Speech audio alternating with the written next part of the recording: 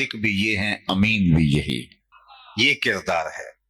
میں اور آپ اپنے کردار پر غور و فکر کریں کہ ہم کھڑے کہاں ہیں۔ دشمن بھی صادق اور امین کہتے تھے، سچا کہتے تھے۔ یہ حضور کا وصف ایک نمایاں تھا۔ اللہ اکبر۔ بلکہ جب حضور نے جبل صفا پہ صنادید قریش کو بلایا اور ان کو اللہ کی دعوت دینے لگے، تو سب سے پہلے یہ پوچھا کہ لوگوں، اگر میں کہوں کہ پہاڑ کی دوسری جانب ایک لشکر آ رہا ہے جو تمہیں تاخت و تاراج کر دے گا، تمہارے اوپر حملہ آور ہوگا، تو میری بات مان لو گے؟ انہوں نے کہا نظر نہ بھی آیا تو ہم کہیں گے ہم اندھے ہیں، آپ سچے ہو۔ اس قدر آپ کی صداقت پہ یقین ہے۔ تو آقا کریم نے فرمایا اگر اتنا تمہیں میرے اوپر یقین ہے تو مان لو اللہ ایک ہے۔ میں اس وحدہ لا شریک کا پیغام لے کر آیا ہوں۔ یہ الگ بات ہے، وقتی طور پہ انہوں نے انکار کیا، لیکن سوچنے پہ مجبور ہو گئے۔ جو کل سچا تھا وہ آج بھی سچا ہے۔ اور جب حضور کے گھر کا گھیراؤ کر کے حضور کی زندگی کا چراغ بجھانے کے لیے درپے ہوئے، آپ جانتے ہیں کہ حضور علیہ السلام نے حضرت علی المرتضیٰ کو اپنے بستر پہ لٹایا تھا اور کہا تھا کہ ان کی امانتیں دے کے تم بھی صبح مدینے چلے آنا۔ تو گویا یہ اس بات کا اعلان ہے کہ جو جان کے دشمن ہیں ان کی امانتیں بھی حضور کے گھر میں پڑی ہوئی ہیں۔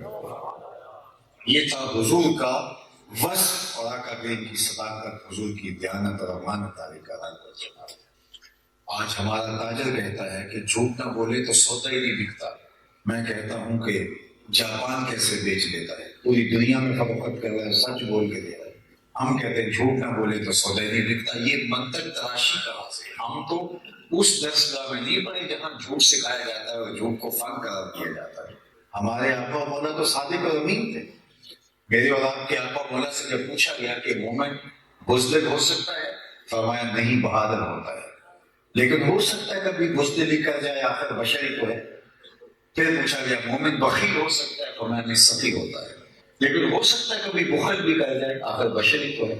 بلکہ ایک روایت میں آیا کہ جو اولاد ہے مبخلۃ مجبنۃ، اولاد انسان کو تھوڑا تھوڑا بخیل بنا دیتی ہے اور تھوڑا تھوڑا اس کو بزدل بھی بنا دیتی ہے۔ جب اولاد نہیں ہوتی تو انسان مشکل جگہ پر چھلانگ لگانے سے نہیں ڈرتا، لیکن اولاد ہو جائے تو وہ 100 بار سوچتا ہے کہ کوئی میرا انتظار کر رہا ہے۔ بڑا شاہ خرچ ہوتا ہے، لیکن اولاد ہو جائے تو پھر بچت کرنے لگ جاتا ہے کہ میری اولاد ہے اور ان کی ضروریات ہے۔ تو کہا اولاد تھوڑا تھوڑا بخیل بھی بنا دیتی ہے اور تھوڑا تھوڑا بزدل بھی بنا دیتی ہے، لیکن مومن کی فطرت کیا ہے کہ وہ بہادر ہوتا ہے، ہو سکتا ہے کبھی بزدلی کر جائے۔ مومن کی فطرت کیا ہے؟ وہ سخی ہوتا ہے، لیکن ہو سکتا ہے کبھی اس سے بخل بھی سرزد ہو جائے۔ یہ دو باتیں حضور نے بیان فرمائی۔ تیسرا سوال حضور علیہ السلام سے کیا گیا، مومن جھوٹا ہو سکتا ہے؟ فرمایا جھوٹا نہیں ہو سکتا۔ یہ طے شدہ بات ہے، مومن ہو اور جھوٹا ہو یہ نہیں ہو سکتا۔ مجھے اور آپ کو اپنے ایمان کو، اپنی باطنی حالت کو پرکھنا ہے تو ہم اس زاویے سے پرکھ سکتے ہیں کہ ہماری زندگی میں کہیں جھوٹ تو نہیں ہے۔ اگر جھوٹ ہے تو پھر اندر کی دنیا لٹ چکی ہے۔ مومن ہو اور جھوٹا ہو یہ نہیں ہو سکتا۔ مومن کے ساتھ سچائی جڑی ہے اور سچائی ایمان کی علامت ہے، اور ہمارے آقا مولا نے جھوٹ سے اتنی نفرت دلائی۔ ایک دن ارشاد فرمایا الا انبئکم باکبر الکبائر، میں تمہیں بڑے بڑے گناہوں کی خبر نہ دوں؟ صحابہ نے عرض کی بلا، کیوں نہیں؟ حضور ارشاد فرمایا الاشراک باللہ، سب سے بڑا گناہ جس کی معافی بھی نہیں ہے وہ اللہ کے ساتھ کسی کو شریک ٹھہرانا۔ پھر فرمایا وعقوق الوالدین، والدین کی نافرمانی کرنا۔ یہ دو چیزیں حضور نے بیان فرمائی، اور حضور بیٹھے ہوئے تھے اور ٹیک لگا کے بیٹھے تھے۔ تیسری چیز بیان کرنے لگے وجلس وکان متکئا، حضور ٹیک لگائے بیٹھے تھے اور پہلی دو چیزیں ٹیک لگائے حضور نے بیان کی۔ اب تیسری چیز کی اہمیت کو اجاگر کرنے کے لیے حضور علیہ السلام نے ٹیک چھوڑی، حالانکہ پہلی جو دو چیزیں ہیں ان کے حوالے سے بھی حضور نے اکبر الکبائر کہا، لیکن یہ تیسری وہ شے تھی جس کو بیان کرتے ہوئے حضور نے ٹیک چھوڑی اور پھر فرمایا الا وقول الزور، سن لو، اور وہ جھوٹ بولنا ہے۔ جو بڑے گناہ ہیں ان میں سے ایک جھوٹ بولنا ہے۔ پھر فرمایا الا وقول الزور، سن لو وہ جھوٹ بولنا ہے۔ پھر فرمایا الا وقول الزور، سن لو وہ جھوٹ بولنا ہے۔ ٹیک چھوڑی، سیدھے ہو کے بیٹھ گئے اور یہ بار بار فرما رہے ہیں، اور صحابہ کہتے ہیں کہ حضور بار بار فرما رہے تھے اور ہم آرزو کر رہے تھے کاش کہ حضور سکوت اختیار کر لیں حضور جو اہمیت بیان کرنا چاہ رہے ہیں وہ ہم سمجھ گئے، وہ بات ہمارے اندر اتر گئی، لیکن اللہ کے محبوب نے ایک تو ٹیک چھوڑی، سیدھا ہو کے بیٹھے، اور پھر ارشاد فرمایا الا وقول الزور، الا وقول الزور، الا وقول الزور، سن لو وہ جھوٹ بولنا ہے، وہ جھوٹ بولنا ہے، وہ جھوٹ بولنا ہے، وہ جھوٹ بولنا ہے۔ تو اب جھوٹ کی اتنی مذمت ہمارے آقا و مولا کریں اور ہم جھوٹ کو ایک معمولی فعل سمجھے، کوئی بات نہیں، چلتا ہے، اس دور میں فن ہے، جھوٹ کے بغیر زندگی کا پہیہ نہیں رینگ سکتا، لہٰذا ضروری ہے کہ زندگی میں جھوٹ بھی ہونا چاہیے، کاروبار میں بھی جھوٹ اور ملازمت میں بھی جھوٹ، تجارت میں بھی جھوٹ، حتیٰ کہ ہر شعبے میں جھوٹ ہی جھوٹ ہماری زندگی میں آ کے جڑ گیا، تو برکت کہاں سے آئے؟ جہاں جھوٹ آئے گا وہاں برکت نہیں آئے گا۔ صحیح حدیث میں آتا ہے کہ جب کوئی شخص جھوٹ بولتا ہے تو اس کے منہ سے بدبو نکلتی ہے، جس کو عام لوگ تو نہیں سونگھ پاتے، لیکن اللہ کے نورانی فرشتے جو رحمت لے کے ہمارے گھروں میں آتے ہیں وہ اس کو سونگھتے ہیں اور اس بدبو کی وجہ سے 1 میل پیچھے ہٹ جاتے ہیں۔ جو رحمت کا پارسل ہمارے گھر دینے آ رہے تھے، جھوٹ کی عفونت کی وجہ سے وہ 1 میل پیچھے چلے جاتے ہیں۔ اور جس گھر میں باپ بھی جھوٹ بول رہا ہو، ماں بھی جھوٹ بول رہی ہے، اولاد بھی جھوٹ بول رہی ہے، سب ایک دوسرے سے بھی جھوٹ بول رہے ہیں، باہر سے آنے والوں سے بھی جھوٹ بول رہے ہیں، دکان میں بھی جھوٹ بول کے آئے ہوں، فیکٹری میں بھی جھوٹ بول کے آئے ہیں، تو اس گھر سے تو بدبو کے بھبوکے اٹھ رہے ہوں گے، تو فرشتے کتنے میل دور پیچھے ہٹ گئے ہوں گے۔ جو رحمت کی ڈلیوری ہمارے گھر دینے آئے تھے اور رحمت کا پیکٹ پکڑا ہوا ہے، پارسل پکڑا ہوا ہے، لیکن شہر سے باہر کھڑے ہیں، گلیوں میں تعفن بدبو اتنی ہے کہ وہ آگے آ نہیں پاتے، اور جب مسلسل رحمت ہم وصول نہیں کر پا رہے، فرشتے آ نہیں رہے، تو گھروں میں نحوستیں پھیل گئی، ہم گھبرا گئے، اور پھر ہم سمجھا کہ کسی نے جادو کر دیا ہے، کسی نے تعویذ ڈال دیے ہیں، اور کسی نے بندش کر دی ہے، اور پھر بھاگے عاملوں کے پاس۔ عامل تو ٹھیا لگا کے بیٹھا اسی کام کے لیے تھا، اس کو تو ضعیف الاعتقاد اور روحانی امراض کے مارے ہوئے لوگ چاہیے تھے، تو اس نے کہا وہ تو ویلے سے آ گیا ہے، اگر نہ آتا تو یہ تعویذ چل جاتے تھے۔ ہاں لیکن اب اتنا ہوا کہ یہ تعویذ پرانے ہو گئے ہیں، اب سایہ بن گیا ہے، اب تجھے 16 منگل آنا پڑے گا، 15 اتوار آنا پڑے گا، کالا بکرا لانا پڑے گا، اور اس کا بھی ڈیرا چل گیا، اور مرد بھی جا رہے ہیں، خواتین بھی جا رہی ہیں، کس لیے؟ اپنے گھر کی نحوست ختم کرنے کے لیے۔ اور نحوست کی وجہ کیا ہے؟ جو رحمت کا پارسل لے کر آنے والے فرشتے تھے وہ گلی سے باہر کھڑے ہیں، ہم ان کو راستہ نہیں دے رہے اور جا رہے ہیں 16 منگل، 17 منگل، 18 منگل، اور جو ہے وہ جا کے اپنا مال بھی لٹا رہے ہیں، جس سکون کی تلاش میں ہیں، جس برکت کی تلاش میں، وہ پھر بھی نہیں مل سکا، اور الٹا اپنا عقیدہ بھی بگاڑ لیا، اور استغفر اللہ استغفر اللہ، بعض خواتین تو عزت بھی لٹا بیچتی ہیں، ایسے مسخرے لوگ عاملین کے روپ کے اندر پائے جاتے ہیں۔ میں یہ نہیں کہتا کہ سارے عامل غلط ہیں، کوئی 1000 میں سے ایک اچھا بھی ہوگا جو وضع قطع بھی شریعت کی مطابقت میں رکھتا ہے اور اللہ اور اس کے رسول سے ڈرنے والا ہے، خشیت الہی کا جذبہ اس کے سینے میں موجود ہے، اور اللہ اور اس کے رسول کے بتائے ہوئے احکام کے مطابق زندگی گزارتا ہے، اور شریعت نے ہمیں جو بیماریوں کے، روحانی امراض کے علاج کا طریق بتایا ہے، احادیث میں آیا ہے، قرآن مجید کی جو صورتیں ہیں ان کے ذریعے سے علاج کرتا ہے اور لوگوں کو خیر کی، نیکی کی تلقین کرتا ہے۔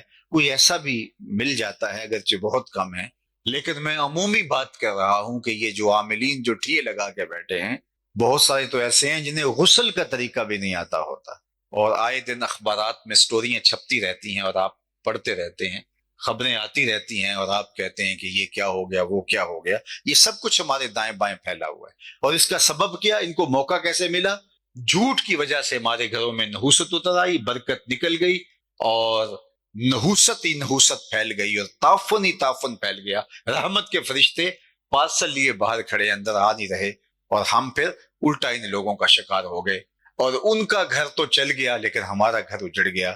آئیے میں اور آپ اپنی زندگی میں سچ کو لے کے آئیں۔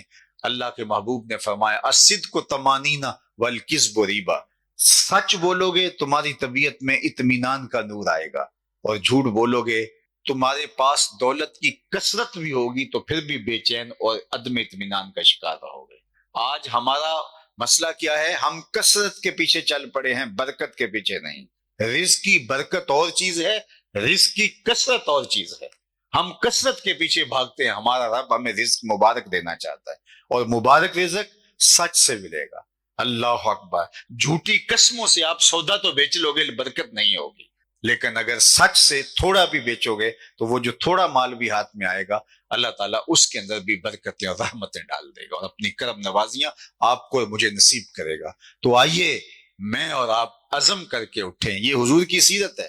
اصل ہمارے ہاں جلسہ سننے کا، جلسہ کرنے کا، جلسہ کرانے کا مقصود کیا رہ گیا ہے؟ تلذذ سمعی۔ واہ واہ، کیا جلسہ ہوا، کیا خطاب کیا، کیا اٹھان تھی خطیب کی، اور ہم یہ سننا چاہتے ہیں اور واہ واہ کے ڈونگرے برسانا چاہتے ہیں، اور پھر خوشی خوشی گھر لوٹنا چاہتے ہیں۔ وہ بات ہم نہیں سننا چاہتے جس پر ہمیں عمل پیرا ہونا پڑے اور اپنی زندگی کو بدلنا پڑے۔ تو 100 سال بھی یوں جلسے سنتے رہیں گے جس میں ہم عمل کی طرف نہیں آئیں گے تو وہ ہمارے لیے نافع نہیں ہوں گے۔ اور اگر ہم عمل کی راہوں کے مسافر ہوں گے، خیر کی طرف بڑھیں گے، تو اٹھنے والا ہر قدم منزل کی طرف قریب سے قریب طرح میں کرتا چلا جائے گا۔ تو آئیے آج کی اس مجلس کے اندر، چونکہ اسوہ رسول عنوان ہے، تو اسوہ رسول کے عنوان سے حضور کا نمایاں اسوہ ہے کہ حضور کی زندگی سچ سے عبارت تھی، سچائی سے حضور علیہ الصلوۃ والسلام کی معرفت اور پہچان ہے۔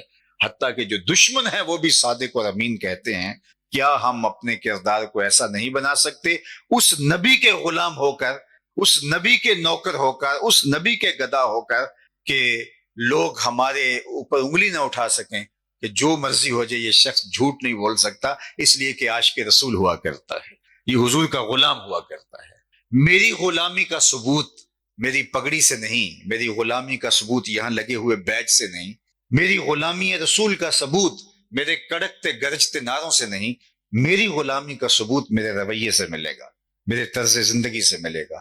میں کسی سے کاروبار کرتا ہوں تو کاروبار میں اس کے ساتھ کیسا ہوں، میں نے کیا رویہ کیا، اس سے پتہ چلے گا کہ میرے اوپر حضور کی غلامی کا کتنا اثر ہے۔ میرا رنگ، میرا ڈھنگ، کوئی میرے سے رشتہ داری کرتا ہے تو پھر اس کو پتہ چلے کہ یہ غلام ہے، عاشق رسول ہے، تو اس نے تو میرے سے فراڈ نہیں کیا، دھوکہ نہیں کیا۔ لیکن ہمارے سارے معاملے الٹ ہوں اور ہم زبان پر تھرکتے ہوئے لفظوں سے ہی اظہار محبت کریں، تو میاں ابھی ہمارا عشق کچا ہے، اس کو پختہ کرنے کی ضرورت ہے۔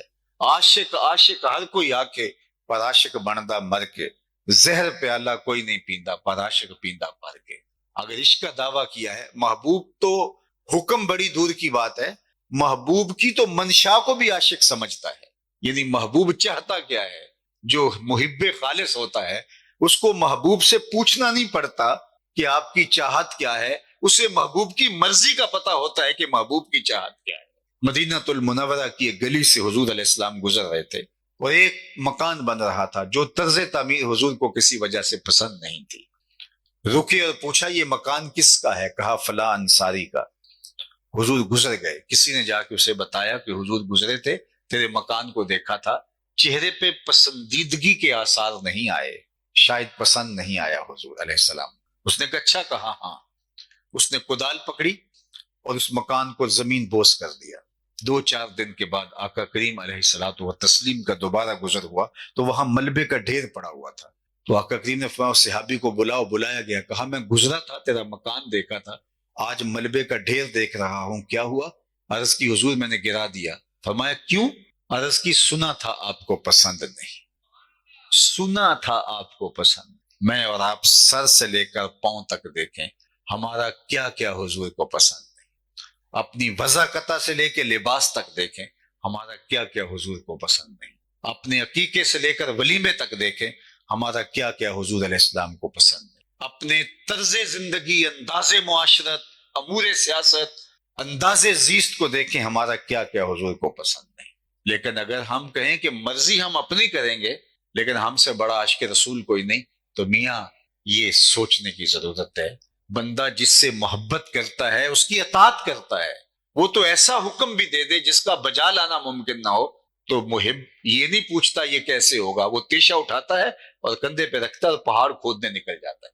کہ محبوب نے کہہ دیا کہ پتھروں سے نہر کھود کے لانی ہے، اور وہ بھی دودھ کی، حالانکہ پتھروں سے نہر دودھ کی کیسے کھود کے لائی جا سکتی ہے، لیکن فرحاد یہ نہیں سوچتا اور کوئی معترض نہیں ہوتا کہ یہ کیسے ہوگا؟ کہا محبوب نے کہا ہے تو میں کر کے گزروں گا۔ یار ایک خاتون کا عاشق تیشا کندھے پہ رکھ کے نہر کھودنے نکل جاتا ہے جو ممکن ہی نہیں ہے، تو کیا نبی کا عاشق صرف باتوں سے ہی عاشق ہوگا؟ عمل سے ثابت کرنا ہوگا کہ میں حضور کا عاشق۔ ایک صاحب تشریف لائے اور وہ ایک طویل سفر کے بعد ایک مدت کے بعد آئے۔ انہوں نے حضور سے سلام عرض کرنا چاہا، لیکن آقا کریم نے رخ پھیر لیا۔ تو جدھر رخ پھیرا تو ادھر سے جا کے سلام کیا، تو حضور نے پھر رخ پھیر لیا۔ اب سمجھ گیا کہ حضور ناراض ہیں، لیکن اسے یہ سمجھ نہیں تھی کہ ناراضگی کا سبب کیا ہے۔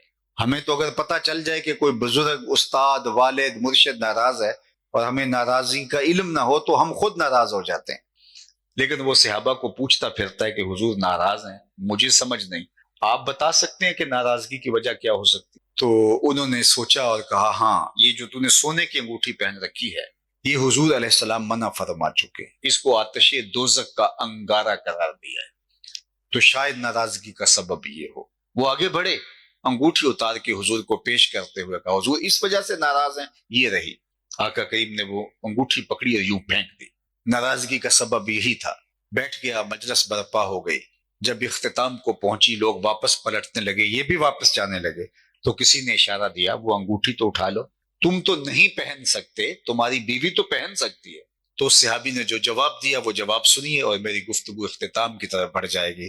تو حضور نے وہ پھینک دی تو جانے لگے، تو کسی نے کہا کہ وہ اٹھا لو، آخر ہے تو قیمتی دھات، تم تو نہیں پہن سکتے، تمہاری بیوی پہن لے گی۔ تو صحابی نے جواب دیا سنو، واللہ لا آخذہ وقد طرحہ رسول اللہ صلی اللہ علیہ وآلہ وسلم، اس نے کہا اللہ کی قسم میں اسے کبھی نہیں اٹھاؤں گا جس کو میرے حضور نے پھینک دیا ہے، پڑی رہے، سونا ہے، چاندی ہے، ہیرا ہے، موتی ہے، لال ہے، کچھ بھی پڑا رہے، میں کبھی نہیں اٹھاؤں گا جس کو میرے حضور نے پھینک۔ میں اور آپ اپنے اندر اتر کے دیکھیں، کوئی ایسی عادت تو نہیں اٹھائے پھر رہے جس کو حضور نے پھینک دیا، کوئی ایسا رویہ تو نہیں اٹھائے پھر رہے جس کو حضور علیہ السلام نے پھینک دیا، کوئی ایسی دوستی تو نہیں اٹھائے پھر رہے جس کو آقا کریم علیہ السلام نے پھینک دیا، کوئی ایسی رشتہ داری تو نہیں اٹھائے پھر رہے، کوئی ایسا تعلق تو نہیں اٹھائے پھر رہے، کوئی ایسا کاروبار تو نہیں اٹھائے پھر رہے جس کو حضور علیہ السلام نے پھینک دیا۔ اگر میں ان سے محبت کرتا ہوں، میں ان کا عاشق ہوں، تو پھر میرے عشق کا تقاضا یہ ہے کہ عاشق محب کی ہر بات مانتا ہے، اس کی اداؤں کو بھی اختیار کرتا ہے۔ اس لیے میں اور آپ اپنے عشق کا ثبوت اپنے عمل سے دیں گے، ہمارا رویہ بتائے گا کہ ہم واقع حضور کے غلام ہیں، ہم حضور کے عاشق ہیں۔ نور آنکھوں میں تو چہروں پہ اجالے ہوں گے، مصطفیٰ والوں کے انداز نرالے ہوں گے، دنیا میں بھی ان کے دم سے مقدر چمکا، محشر میں بھی ان کی رحمت کے حوالے ہوں گے۔ میں اگر یہ دعویٰ کرتا ہوں، میرے استادوں سے کسی نے پوچھا تو آپ نے فرمایا یہ نہ ہو کہ لوگ تمہیں پوچھیں کہ تم مسلمان ہوتے ہو، تمہیں بتانا پڑے کہ یہ دیکھو مذہب کے خانے میں اسلام لکھا ہے۔ آپ فرمایا کرتے تھے صاحب نہ کسی کو پوچھنا پڑے نہ تمہیں بتانے کی نوبت آئے، تمہاری وضاحت، طرز زندگی، انداز معاشرت ایسا ہونا چاہیے تم دور سے چلے آ رہے ہو، لوگ دیکھ کے کہیں وہ دیکھو حضور کا غلام آ رہا ہے۔ ہم اپنا ایسا انداز، ایسا طرز زندگی اور ایسا انداز معاشرت بتائیں۔ تو آئیے اسوہ رسول کے اس پاکیزہ عنوان کے ساتھ مجلس نور منعقد کرنے والوں، میں آپ کو مبارکباد دیتا ہوں۔ ادارۃ المصطفیٰ حلقہ، میں سمجھتا ہوں میرا احباب کو مبارکباد دیتا ہوں کہ انہوں نے آپ کو دعوت دی، کئی دنوں سے محنت کر رہے ہیں اور آپ کو بلایا۔ اس کا مقصد آپ کو کوئی لطف انگیز گفتگو سنانا نہ ان کا مقصد تھا، اور شاید آپ اس لیے نہیں آئے۔ یہ 2% یا 1% بھی شاید اتنا بڑا شہر ہے، لیکن صرف اتنے لوگ جو میاں والی کا 1% یا 2% ہیں، یا شاید اس سے بھی کم ہوں، صرف اتنے لوگ یہاں سے آج صرف ایک عزم کر کے چلے جائیں۔ میں آپ سے وعدہ نہیں لیتا، ہاتھ بھی نہیں اٹھاتا، عزم اپنے دل میں، صرف اتنے لوگ جو میرے سامنے بیٹھے ہیں، اگر یہ عزم کر کے چلے جائیں یہاں سے کہ آج کے بعد ہم حضور کے عاشق ہیں، جھوٹ نہیں بولیں گے، تو کل سے ہی دیکھنا آپ کا شہر بدلا بدلا دکھائی دے گا۔ لیکن اگر ہمارا یہ مقصد نہیں ہے، ہم نے سننا تھا اور چلے جانا تھا، تو وہ تو ہم ایک مدت سے سنتے آئے ہیں، آدھی زندگی گزر گئی ہے، باقی آدھی باقی ہے، کسی کی بہت تھوڑی رہ گئی ہے، تو ابھی ہم نے تو پھر یوں تو پھر گزارا ہوتا رہے گا۔ میں اور آپ، ہمیں شعوری طور پہ علم ہے کہ جھوٹ برا ہے،